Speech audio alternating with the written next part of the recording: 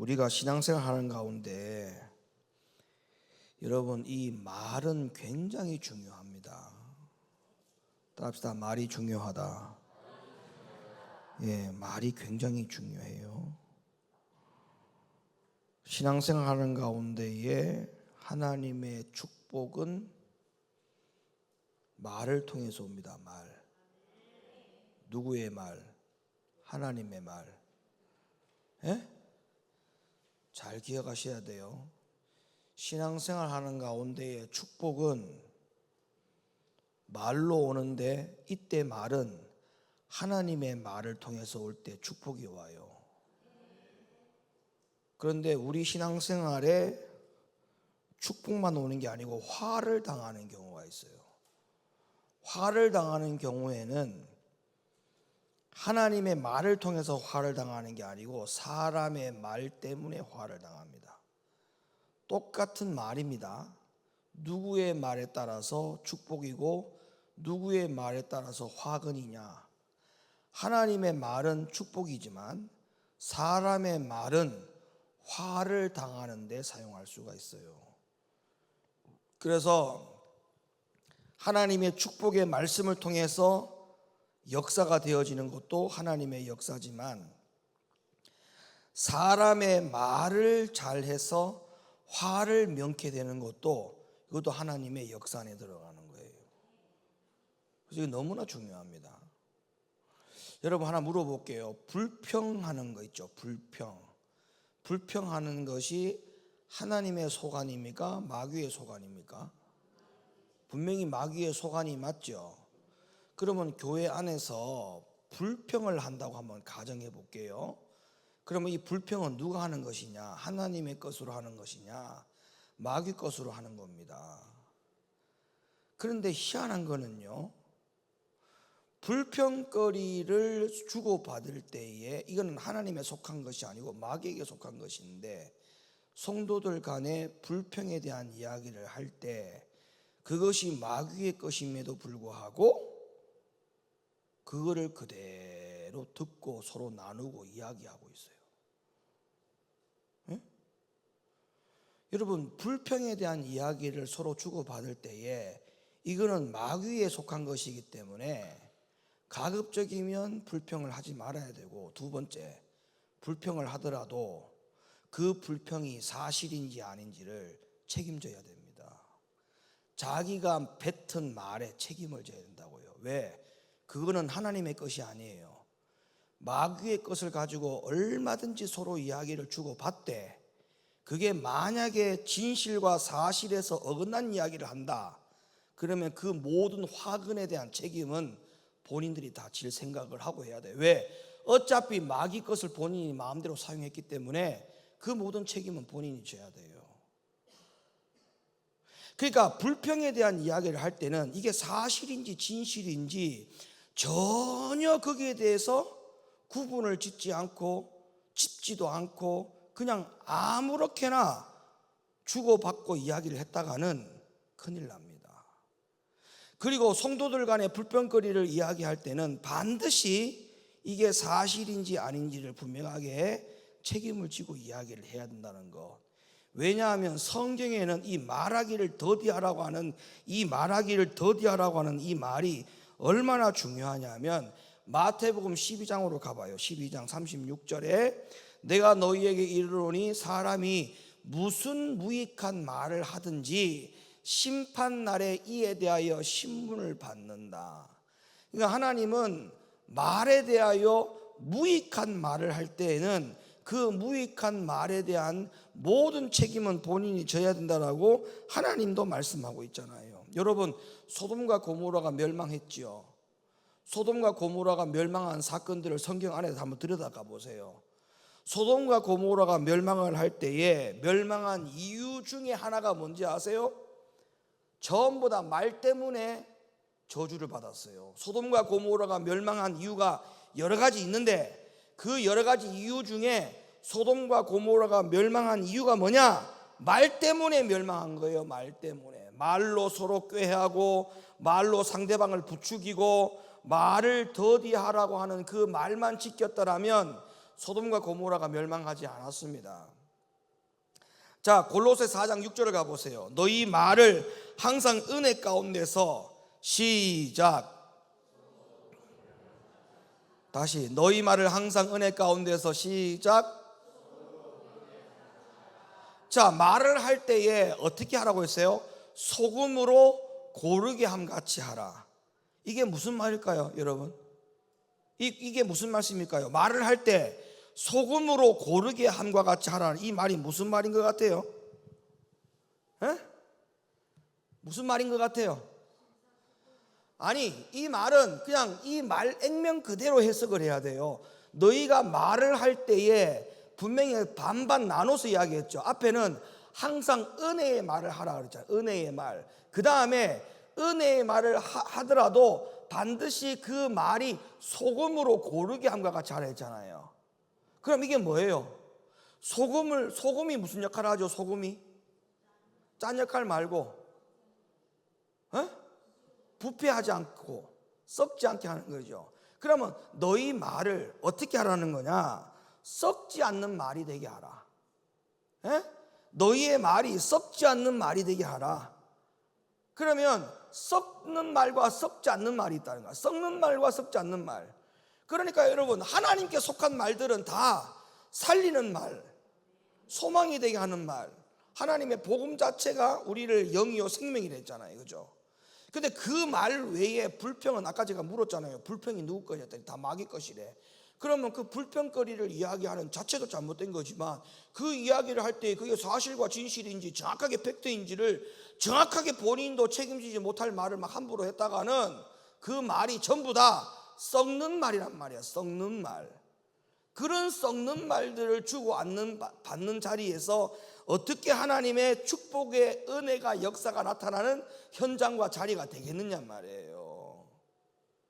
그러니까 교회 안에서는 제발 누차 항상 말 조심을 해야 돼요. 말 조심. 따뜻한 말 조심. 예, 자나깨나 불조심, 자나깨나 말 조심. 이 말 조심이 얼마나 중요한지 모릅니다. 말 조심이. 여러분, 이 말하기를 더디하라는 말을 한번 좀 곰곰이 한번 생각을 해봐야 돼요. 여러분, 요셉 있죠. 요셉, 육신의 아버지 요셉, 예수님의 육신의 아버지 요셉. 예? 그 다음에 예수님의 육신의 어머니가 누구였어요? 모친이 마리아죠. 근데 요셉과 마리아가 정상적으로 동침을 해서 예수님께서 잉태가 된 거예요? 동침도 안 했는데 마리아가 잉태를 한 거예요? 동침 안 했죠. 자, 그런데 이런 상황에서 한번 잘 생각해 보세요. 종교 지도자들에게 만약에 요셉이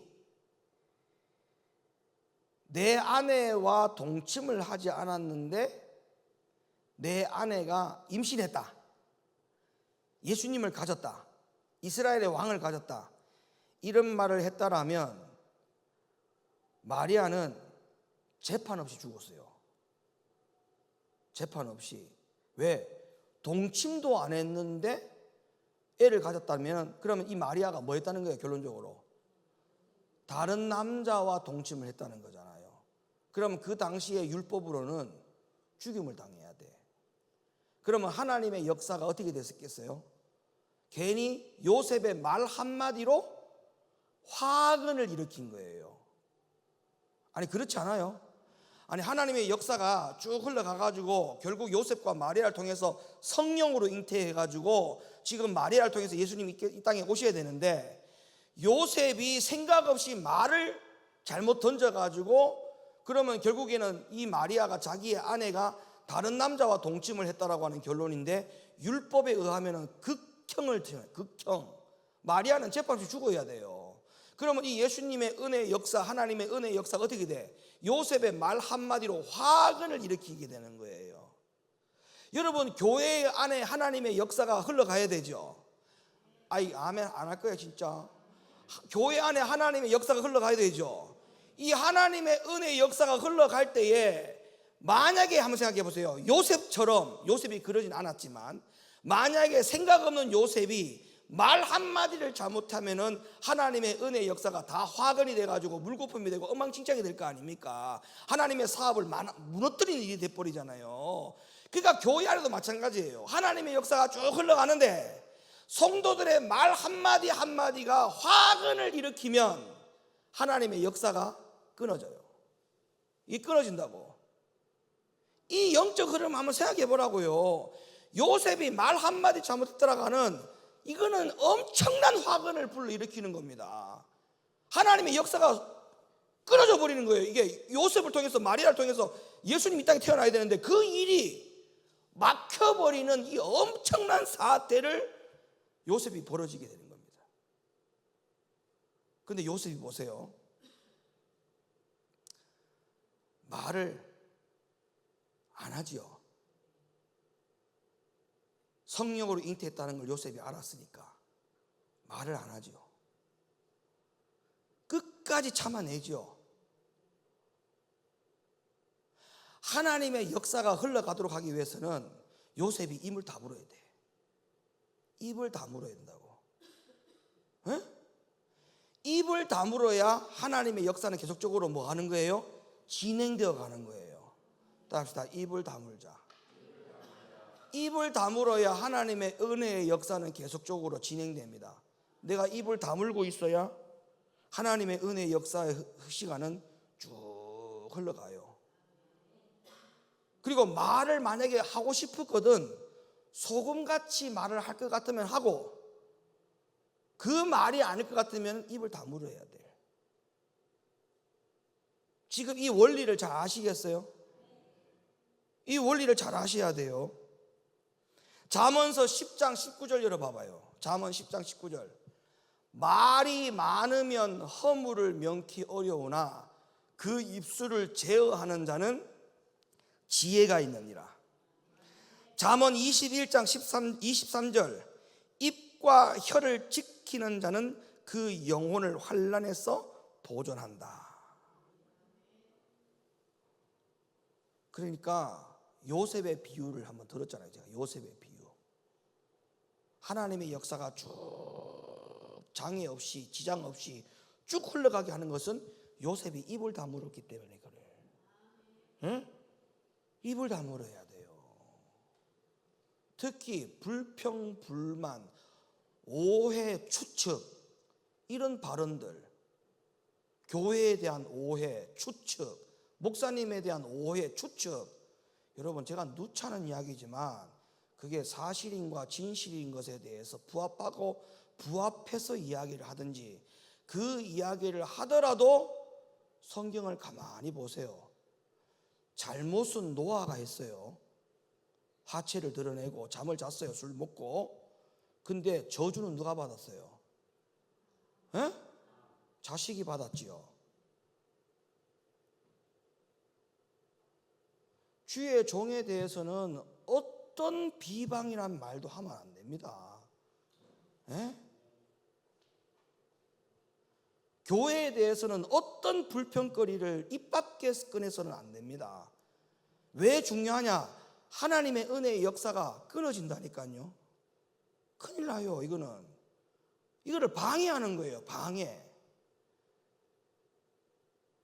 사실도 말을 해도 저주를 받을 판인데 허위 사실을 추측을 하고 이야기를 막 함부로 하고 그렇게 하면 이거는 화를 면치 못합니다. 말하기를 더디하라. 말하기를 더디하는 것에 하나님의 역사가 왜 있는지를 아시겠죠?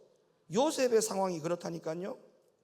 여러분 구약 사사 시대를 가보면 여러분 잘 아는 인물이 나옵니다. 삼손 보세요. 삼손. 야는요 말을 잘못해가지고 하나님의 은혜가 다 끊어져 버렸어요. 지금 요셉과 삼손을 비교해 봅시다. 요셉은 입을 다물어 가지고 하나님의 은혜의 역사가 일어났죠.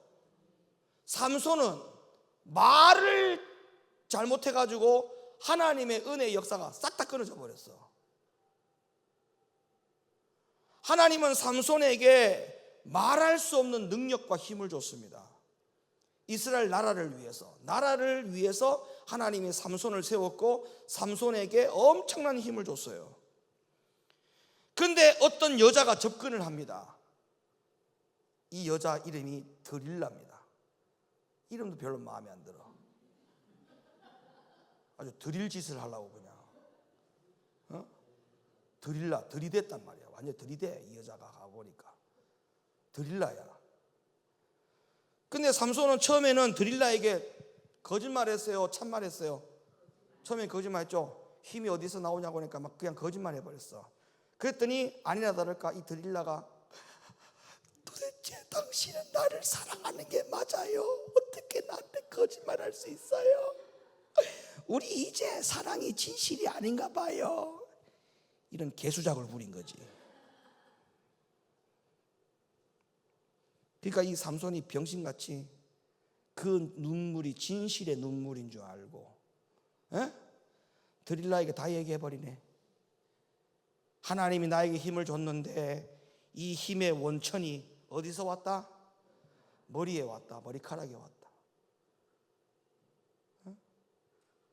그러니까 드릴라가 이제 무릎 베개를 만들어줘 갖고 삼손을 들어 누워. 이제 더 이야기 들으려고, 온갖 이야기를 다 들으려고.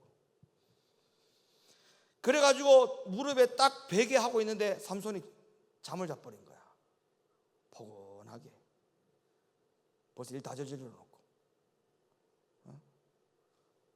그러니까는 성경에 보니까 사람을 불러가지고 머리털 7가닥, 사사기 16장에 나오죠. 7가닥을 밀었어요.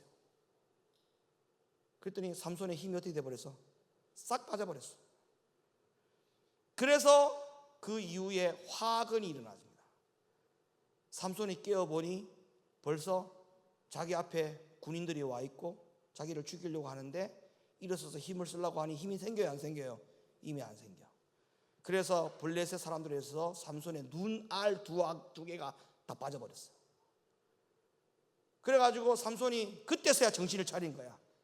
내가 이 말로 하나님의 은혜가 모두가 다 끊어졌다는 걸 그때서야 아는 거야. 그래서 마지막 최후의 수단으로 하나님 나에게 한 번만 더 힘을 달라고 힘을 얻어서 어떻게 했어요? 그렇죠. 마지막 힘을 쏟죠. 베드로전서 3장 10절, 그러므로 생명을 사랑하고 좋은 날 보기를 원하는 자는 혀를 금하여 악한 말을 거치며 그 입술로 괴유를 말하지 말라. 야고보 3장 2절, 우리가 다 실수가 많으니 만일 말에 실수가 없는 자면 곧 온전한 사람이라 능히 온몸에 굴레 씌우리라. 아멘. 성경에서 말을 더디하지 않아서 실수하게 된 사람이 또 있어요. 동방박사. 동방박사들은 예루살렘에 도착했을 때 헤롯 왕을 찾아갔어요. 그리고 유대인으로 왕으로 나신 이가 누굽니까? 라고 물었어요. 동방박사들의 이 말을 들은 헤롯 왕이 베들레헴과 그 모든 지역의 2살 이하의 사내 아이를 전부 죽이라고 명령을 내립니다. 아니 헤롯 왕 찾아가가지고 그 말을 왜 하느냐고. 그냥 찾아가면 되지. 그 말 때문에 화근이 왔어요. 화근이. 2살 아래로 다 죽여라 했잖아요.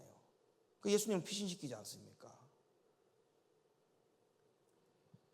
오늘날에도 생각 없이 내뱉은 이 말 한마디가 하나님의 역사를 바꿀 수도 있고 하나님의 은혜를 전체적으로 다 그르칠 수가 있어요. 그러니까 그냥 하나만 명심하세요. 내가 말을 그치는 것이 하나님의 은혜를 흐르게 한다.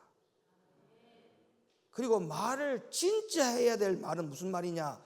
은혜의 말 말고는 하지를 마시오. 그러니까 요셉을 보세요. 말을 더디해서 하나님의 은혜가 흐르게 했고 역사가 나타났죠. 삼손을 보세요. 동방박사를 보세요. 그들이 말 실수해가지고 하나님의 은혜가 싸그리 다 박살이 났어요. 이 교회는 하나님의 역사가 흘러가는 교회가 돼야 됩니다. 그러려면 은혜의 말 말고는 하지를 말아야 돼요. 하지를 말아야 돼요. 하지를. 따라합시다. 은혜의 말이 아니고는 말을 그치라. 그게 무슨 비결이라고요? 하나님의 은혜가 흐르게 하는 비결이 된다. 내가 말을 그쳐야 돼. 그래 하나님의 은혜가 들어가. 하나님의 은혜가. 이런 믿음의 성도들이 다 되시기를 예수님의 이름으로 간절히 축원합니다.